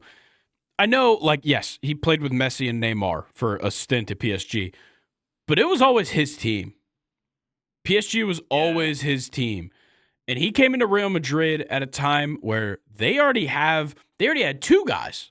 I mean, Jude and Vinny were the guys yeah, already. And Mbappe coming into the fold and immediately not looking good just set him off on the worst start possible. yeah. And Jude Bellingham's Sure. willingness to step up while Mbappe was bad made Mbappe Made it. look even worse. Yeah. Yep. I think that's the situation he's found himself in. He's Yeah. kind of just But screwed. hey, come on, us real soccer fans know that Valverde is the best player on that team. Uh, there's a case. I That's think an there's a animal. case. Yeah, which they lined him up. Again, don't know how the tactics looked during play, but There's he no was a great telling with match. him. Val, That is that true. man could be anywhere. Yeah, and look good. Yeah. Oh yeah. Yeah, he's incredible, man. And I also love that he's captain as well. Yeah. Very fitting. It's great. Okay, we'll move on though. Juventus 2-1 over PSV. You Mhm. got to give some respect to PSV for staying in it. Yeah, and I think you and I made the comment that we thought that they would keep it close because Juve's kind of been shaky. So Yeah. that's exactly what happened. And I love this match was a fantastic reminder that Ivan Perisic plays at PSV. What? Yeah. Oh, I didn't know that. Yeah, super weird. But he scored in the 56th minute. But you had a McKenzie goal in the 34th. Shout out Weston. Or sorry, not McKenzie, McKenny. Weston McKennie goal in the 34th. And then Mbangula. Mbangula, I think is how you say it. Mbangula. I don't know. He's a Belgian guy for Juve that scored. He's a great player. But yeah, he's 21 years old. Very good young player. Wow. Um, Look at that. and then you had Sporting 0, Dortmund 3. Once again, Hmm. kind of saw that one coming. Yeah. But you had goals from Girassi, Gross, and Adeyemi for Dortmund. But yeah, I think that the first 4 matches were very, very fun. At least Man City, Real Madrid, and Juve and PSV, very fun. Wednesday's matches were like all close, like hard fought matches. Yeah. You had Club Bruges 2, Atalanta 1, which is outstanding for Club Bruges. Ridiculous. Yeah. Insane. Like Ridiculous. Atalanta's been so good this season. And shout out to Club Bruges. I mean, it was a 90th +4 penalty that won them this game. But I mean, Yeah. they went up 1-0 in the 15th. Atalanta equalizes in the 41st, and then the whole second half goes by, and then it comes down to a penalty right at the end. That's entertaining soccer. No way, like, no matter who you're rooting for. Mhm. And then Feyenoord 1-0 over AC Milan. Like that's a huge result in the first match week or in the first legs, and they scored it Yeah. in the 3rd minute. The AC Milan was playing from behind this entire match and just could not make anything happen. I wonder when the last time AC Milan was in the knockout stage of the Champions League. Has it been recently? Were they like a round of 16 team not too long ago? I know we had like Inter and Napoli. These last couple years have been pretty good. I don't Yeah. know. I feel like Milan hasn't really been up there much. I think that's a good thing to call out. I don't know where I'll find Yeah. that information, so I'm probably not going to look for it. But Yeah. While you're talking, I'll look for it. yeah, I think the nice thing about this match was that it was very evenly matched when you look at the stats. I mean, you had 11 shots for Feyenoord, 12 shots for Milan. The passes were super similar. Like both of these teams played really similar matches. Just came down to one decisive goal that just happened to have occurred right at the beginning of the game, which is pretty awesome. Yeah. Anything on AC Milan? Yeah, knocked out of the group stage in oh. Oh, that's right. We literally covered this too. 2022-2023 season. That's when they played Inter Milan in the semifinals, and they didn't even score a goal in Oh, that's either right. leg. Yeah, Yeah, I totally forgot about that. I do remember that now. Yeah, so it actually hadn't been that long. All right. Well, and then we had Celtic 1, Bayern 2. So Celtic still within reach. I know it's now going back to Germany, but I mean, shout out to Celtic. And it was kind of tough. Like Bayern scored in the 45th and then goes to half, comes back, scores in the 49th. And Celtic was down Yeah. 2-0. They get the goal from Maeda in the 79th to at least, make things reasonable for leg 2. But shout out to Celtic for at least being hard fought and sticking around. I mean, we talked about it. They're a team that has a fan base and has a squad that could show up and win. They didn't win, but they still had a good performance. For sure. Wasn't there some controversy in this game? Like, didn't Celtic have like an offside goal that was disallowed or something I don't like know. that? I might have missed that. I'm not sure. Yeah, here's a headline. Kasper Schmeichel calls out error that cost Celtic versus Bayern Munich, but maybe Wow. he's talking about on his own team. No, he openly called out a refereeing error that Wow. he says is costing them the game. Yeah. I don't know what it was though, Okay. but yeah, who knows? Yeah, I mean, It that's says certainly interesting. yeah, one of them was the penalty that they did not receive after Upamecano stepped on Arnie Ingles' foot in the box. The referee was Wow. instructed to take a look by the at the monitor by VAR, but ended up not giving the decision Wow. to give the penalty to Celtic. Interesting. And so it was even VAR'd as well. I kind of want to go back and watch that after we're done recording. Yeah, that's but, crazy. Our final match for Champions League, Monaco 0, Benfica 1. Monaco playing with 10 men for most of the second half, but it was after the goal was already scored. So, yeah, this was probably the least entertaining matchup we could have asked for, I guess. Yeah. Monaco and Benfica, it really doesn't give us much. But I do think they're fun teams to potentially look forward to in the next round. Like whoever wins this might be an entertaining matchup with whoever they get drawn with. Just right now, I'm not that interested in this matchup. Fair. Yeah. And then next week, all these teams play each other again. Yeah. What's going to be interesting is like kind of like in the NFL. And we may have already talked about this, but like, is it going to affect the teams that are getting this break? Yeah. To then It's kind of like like you said in the NFL, like rest or rust kind of thing. Yeah. But then again, Well, with that's soccer, you play games consistently. Yeah. So like maybe Yeah. not. It's not like they're not playing. It's just they're not playing Yeah. in the middle of the week, which some of them are. I mean, some of them are still playing domestic tournaments and stuff that are filling that void, which helps a lot. For sure. But yeah, so everybody plays again next week. So Milan, Feyenoord. So all the games that were on Wednesday this week will be on Tuesday next week, and vice versa. So you'll have Milan and Feyenoord. Feyenoord up 1-0 on aggregate. You'll have Atalanta and Club Brugge. Club Brugge up 2-1 on aggregate. Bayern Munich, Celtic. Bayern Munich up 2-1 on aggregate. And then Benfica up 1-0 on aggregate over Monaco. And then on Wednesday, you got Dortmund and Sporting, which is 3-0 Dortmund's way. PSG Brest, which is 3-0 PSG's way.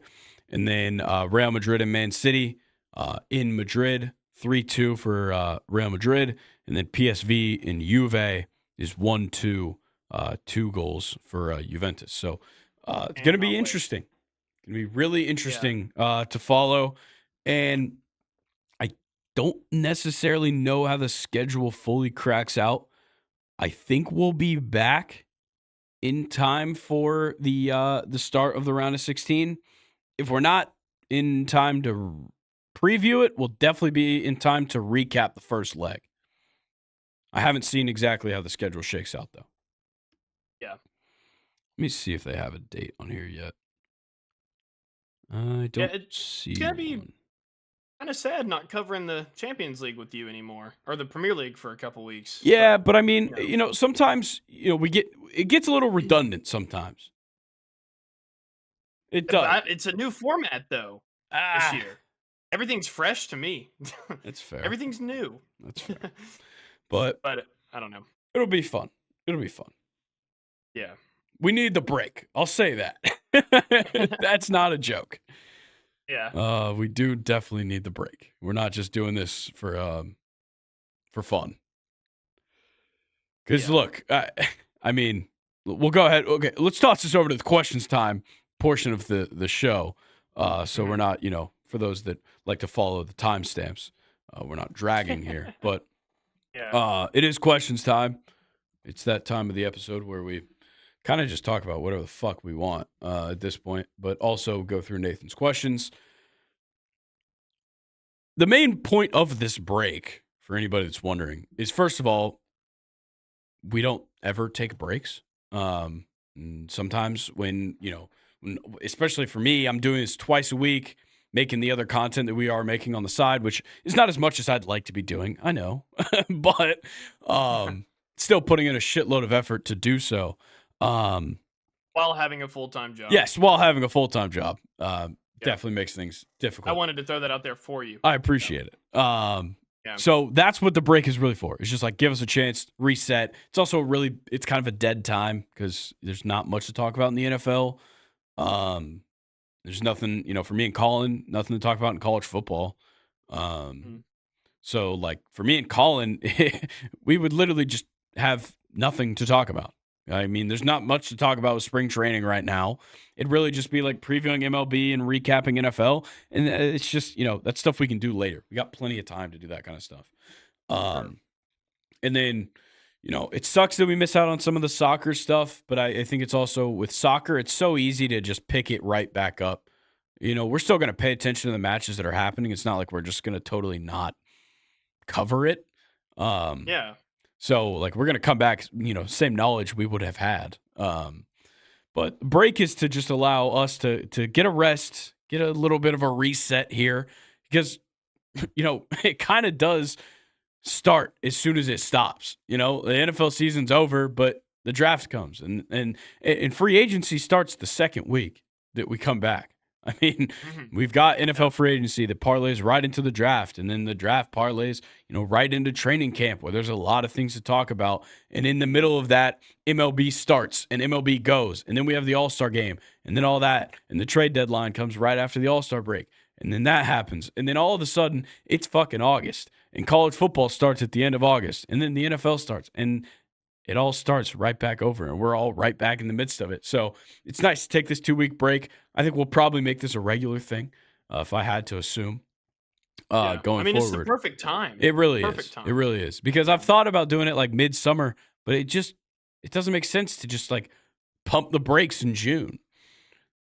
Yeah, this is kind of this is a natural stopping point for us, based on it, especially our primary coverage on this channel, because soccer isn't necessarily primary coverage because we're not covering on both episodes. But for NFL and MLB, it makes the most sense. I think it's a natural stopping point because I agree. Free agency is also pretty much stopped in the MLB, so it works. But we just we're gonna take the break, and over this time, I'm gonna workshop some things. I'm gonna obviously be working on new content ideas and stuff. But also, like, I want to work on maybe redoing the studio a little bit for the viewers at home and also for us, to kind of change some things up. So, we'll see. I'm changing out this light. I've already decided on that. I need to order everything to do so. But that ceiling fan that you guys don't even see will not be there. When we come back from this break. I am assuring everybody of that. And I'm going to work on the lighting, going to get some lights, install them. And maybe the layout. I'm thinking about a new table. I got things I want to do. Okay. Yeah.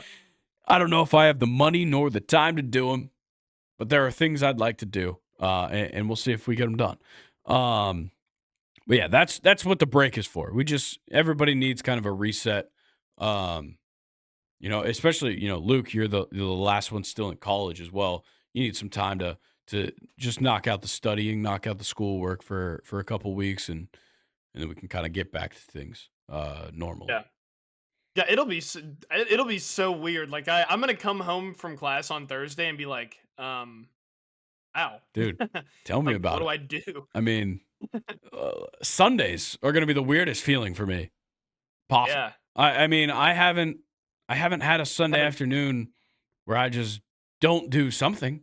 I mean, I did, we've done the live streams a couple times on the Sundays and whatever, but like, I mean, since we changed to this format or changed to this schedule, I have not gone a Sunday without recording. And the entire time we've done this podcast, I have not gone a Thursday without a recording. Unless we did a live stream on either the Wednesday or the Thursday. Like, that's crazy. Like, I don't know. I'm not going to know what to do with myself at all. But I'm also, it's like, I'm not taking a break from everything behind the scenes. Like, I have a ton of shit I want to work on for the podcast. And I mean, the first week, I'm going to be editing a video anyways. So it's a break, but it's not really a break. Like, yes, there will, we'll be skipping 4 podcast episodes, but it's not really a break. I mean, we're still here. Yeah. Okay, let's get into the questions, though. First question, was this the worst Super Bowl to watch in recent years? Come back to me. I think Your it was. I think it was awful. I mean, you make a great point. It's nice sometimes in a blowout to see one team just operate at such high efficiency. But, like, that's fun to watch until the end of the game when they don't give a fuck.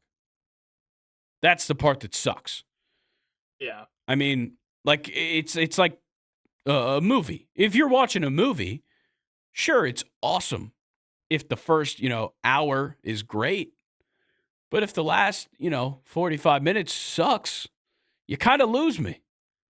And that's when you really need to get me in. I mean, that's the important part is the end. And I just, shit, you can go watch the live stream. We were like begging Nathan to not show the game in the fourth quarter. Yeah. We were like, please find us something else to do. Yeah. I feel like recent could be subjective, so I'm going to list some games that I think were worse. Okay. Tampa Bay versus Kansas City. That one was 31-9. Yeah. That one wasn't very good. The New England Patriots and LA Rams. Good defensive Super Bowl, but it was 13-3. Patriots won. I do still think that one was entertaining, but it was better than this. I think. I know it was low scoring, but I'll actually agree with you on that, but I'm just kind of throwing some games out. And then if you would consider in 2014 when Seattle played Denver, that one was horrible. Definitely one of the worst. 43-8. Yes. So yeah, I would not say that this was the worst in recent years. I don't really remember the Denver one all that much. Yeah. Obviously, because that was Super Bowl 49, 12. Right? Yes. Yeah. Yeah. Super Bowl 50 is when I kind of bought in. Did the Broncos go back to back? Maybe not. They might have had 2 years, or they might have had a year in between. No, the Seahawks went back to back. That's right. Because 48 was Denver and Seattle, then the Malcolm Butler game, and then Peyton Manning won. Yeah. Yeah. I don't really vividly remember that one. It's just I've been constantly reminded of what happens in 49. Yeah. But 50 is where is kind of the time frame when I like really picked up football. Like really intently watching, at least. I wasn't just like watching to watch. And actually, even to that point, Super Bowl 50, like Peyton Manning and Cam Newton, like the quarterbacks of the teams, both had awful Super Bowls. And I think you can quote me for saying it on the live stream. I think I said that was one of my favorites. Yeah, but to your point, the Broncos were not just making the Panthers punt; they were playing entertaining defense. Yeah, like fumbles. Von Miller and sacks. was a fucking dog. Yeah, I've never seen anything like that No, before, to be honest with you. no. But yeah, Yeah, I do think this was probably the worst Super Bowl that I like I said, that kind of falls into that time frame. These last 9, 10 Super Bowls, I guess. I think this yeah. was the worst. Okay. Um, we already addressed this one. Where's Jalen Hurts kind of among active quarterbacks? I guess what do you put him in your rankings? Hmm. As far as just actual like quarterback play, not really going off of like winning games or not, Yeah. maybe like 6 or 7. That okay. 6, 7. Nice. Yeah. Um, I'm gonna just throw some names at you, rapid fire. You Okay. tell me And if I'll just say Jalen better or Hurts is a worse. better quarterback. Okay. Okay. Okay. Well, actually, say a couple names that I can go ahead and just take off the top guys. Are we taking Okay. Mahomes, Josh Allen, Lamar, Burrow fall in there? Burrow's better than Yeah, Hurts. Yeah. definitely. Okay. Oh, for I'm sure, just for I'm sure. just checking. Just checking. Okay. I'll keep going down the list. Just this is all in my head, so there's no order from here. Goff. Better. Okay. Matthew Stafford. Worse. Okay. C.J. Stroud. Worse. Ooh. Okay. Interesting. Justin Yeah. Herbert. Definitely worse. And I want to take CJ Stroud back. I'll say Hurts is better than Stroud. Okay. Yeah. Sam Darnold. Better. Okay. I think this one might be the toughest. Jaden Daniels. I know it's only been 1 year. 1,000% he's worse than Jaden Daniels. Wait, Jalen Hurts is worse than Jaden Daniels is what you're saying, correct? A thousand Okay. percent. Okay. Yeah. What about Bo Jaden Nix? Daniels. Oh. I know. It's a tough one. You know, oh man, Bo Nix is a better passer, but I feel like with Hurts, like his okay passing and his running, he's better than Bo Nix. Okay. This one Yeah, I think is also really tough. Baker Mayfield. definitely Hurts. Okay. Yeah, Fair. Already asked Darnold, right? yeah, Okay. and I think, yeah, he's better than Darnold. Okay. What about Russ? I mean, Russ was pretty good. He's worse. Okay. No, sorry, better. Hurts Yeah, is yeah, better. yeah. Yeah. I don't think there's really anybody else worth asking. Yeah, I think you kind of covered Yeah, I mean, everybody. is it crazy to say that like Tua's close? I wouldn't say Tua's close. No. I don't think that's crazy, but not in my opinion. Okay. Last one, Aaron Rodgers. Last one. You taking Aaron Uh, Rodgers right now? the same thing I would say with Bo Nix is Rodgers is probably still the better passer, but Hurts has that running game Okay. on top of being an okay passer. So Yeah, that's yeah. fair. Hey, I wanna go back to something. I wanna flip that on you. Yeah. How would you argue Tua and Hurts? Like, why would you say that Tua is close to Hurts? I'm not saying Tua's better. I'll go ahead and say that. I'm saying like Yeah, when Tua is healthy, just like when Jalen Hurts is healthy, Tua plays very well, and he does a lot of things right. Like, I mean, he doesn't turn the ball over very much. I mean, really at all. And like last season, I know he was hurt part of it, but like he was able to lean on the running game a little bit more while still throwing for good yardage. And like they have comparable weapons in the passing game. I mean, AJ Brown and Devontae Smith, Tyreek Hill, Jalen Waddle. I think that is like more even than it seems, in my opinion, yeah. strength That's a wise. good point. And I think Tua does a great job with those weapons and utilizes them very well. And when he's been able to lean on the run game, when Devon Achane was looking really good, or when Raheem Mostert was killing it last year, and Tua was healthy, we saw Tua play really, really well. And I've seen Yeah. Tua take over in the passing game, which is something we don't see out of Hurts much. I think that's where I'm at with them. But also, like Tua's injuries, they're not on the same page, right? Like they're not on the same level right now. But if Tua was healthy, maybe I think there's a real conversation there. Yeah, that was fun. I like that rapid fire. That was entertaining. Okay. Next thing. Was Kendrick's halftime show good musically or symbolically? Oh, that's Both. I think Nathan is onto something here where it's like the symbolism landed for some. But I think it landed for more than it did musically. I think the symbolism was clear. Look, it's Samuel L. Jackson. He's dressed as Uncle Sam. This is about America. Yeah. And like there was clear things and whatnot. I think general population wise, once again, the symbolism probably landed. I mean, people see it, they get it, whatever. Musically, I think there was songs that he chose where it's just like these songs don't hit like other songs would have. But I think also Kendrick has never been. Now, I'm not saying he's not mainstream. I'm saying he's never had radio acclaim outside of a couple of hits throughout the years. Mm-hmm. And so, look, like he's not going to have the same kind of halftime show as Usher. I mean, Usher skipped on some hits. Yeah. And it still was good. I do think that from an outside perspective, the symbolism hit and the music maybe didn't for everybody. But I think from our point of view, I think, yeah, both of them were good. Yeah. This crazy switch up here. Go to Chinese food appetizer. Sorry, Nathan, I don't really have one. Really? I'm not like a big. I like hibachi, and that's really about it for my Asian food Interesting. consumption. Yeah. Me and Nathan are huge Chinese food guys. I know that.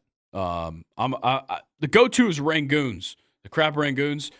They're easily bad. Like, I mean, you got to do them right. Shout out to Wei, my favorite place over in Marietta. Luke, I'm gonna have to take you there sometime. It's my favorite place to put people on to. It's the best Chinese food you'll find. And the crab rangoons are elite.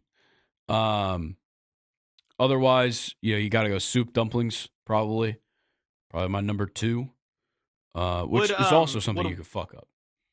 Would wonton soup be a Chinese appetizer? I would say it's probably an appetizer. If I had to pick one, it would be wonton soup. That would be my answer. Yeah. My 1-1 is probably scallion pancakes. They're tough, man. Scallion pancakes are awesome. It's kind of hard to describe. Yeah, it's just, you gotta kind of try them to know them. I mean, is it like anything? No, it's almost similar to like,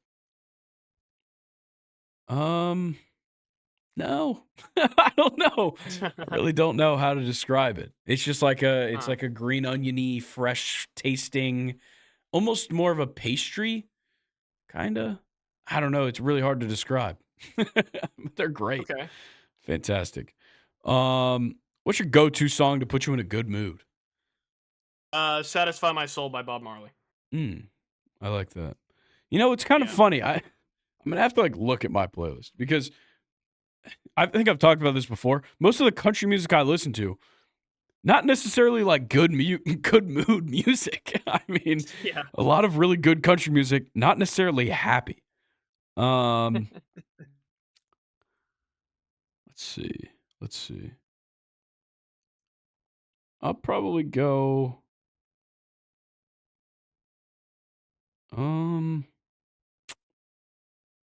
Shit. Probably something Alan Jackson. I mean, like Chattahoochee. Probably. Ooh. It's a fun. Papa Top. Yeah. For good mood. It's a good one. Yeah. Now, bad mood. Bad mood. We could be here for hours. I mean, shit. Are you okay, Grayson? Sure am.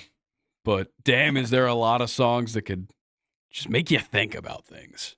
Okay, then you know what? I'll flip the question then. What's your favorite bad mood song, or what's the most impactful bad mood song? I don't want to say what's your favorite because that kind of sounds. Yeah, it's almost redundant. Yeah.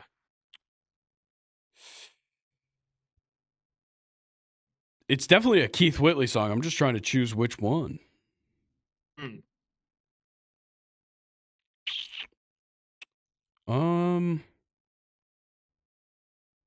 Damn. Really got me thinking. I think I'm going to go with Don't Close Your Eyes by Keith Whitley. I think it's the saddest of the bunch. Or Kentucky Bluebird. One of the two. Okay. That one is like, if I'm in a, not a bad mood, but if I'm just like, feeling down, that one's going to hit. Those are going to hit when I'm feeling down. Yeah. What about yourself? I mean, I think everybody's got one. You know, when I don't know if this would be like my all-time one because I can't really think back to like what I used to listen to. I would probably have to say anything by Cigarettes After Sex is a good like kind of bad mood. Yeah, that's good. So, but it's weird because I can also listen to the same song by Cigarettes After Sex, and now it's just kind of like a chill vibe. Yeah. Oh yeah, I've got some So- songs like that too, where it's like, the subject matter might not be like fun, but like it'll put me in a good mood, or like if I'm in a good Yeah. mood, I'll still enjoy it. I mean, I'm not very picky. It doesn't matter what mood I'm in. I'm going to enjoy good music. That's a good point. That's yeah. the big thing. It's just that when you're sad, sometimes those songs will Yeah, really some of those connect. ones really hit, So- and then also like sometimes Yeah. when you're having a good day, a good upbeat, fun song will rip. Oh yeah. I mean, like if I'm like having a good morning and I'm like heading to work and I'm just fucking yelling "Pickup Man" Yeah. by Joe Diffie in my car. Oh, Pickup That's Man, gonna dude. rip. I mean, there's nothing Yeah. like it. Okay, we got the last question here, and I love this question. Are you pro or anti HOAs? Anti. Let me do Yeah. what the fuck I want. Fuck homeowners associations. As Yeah. somebody who's never lived in a neighborhood with them, but like most of my family had them, Yeah. and like hearing the issue, like, dude, oh my God, hearing about like my aunt and my cousin's house, like they were like, there was vines growing up the side of the house. Fine. The garbage cans were out at the street for an extra day. Fine. Like fucking crazy. Crazy.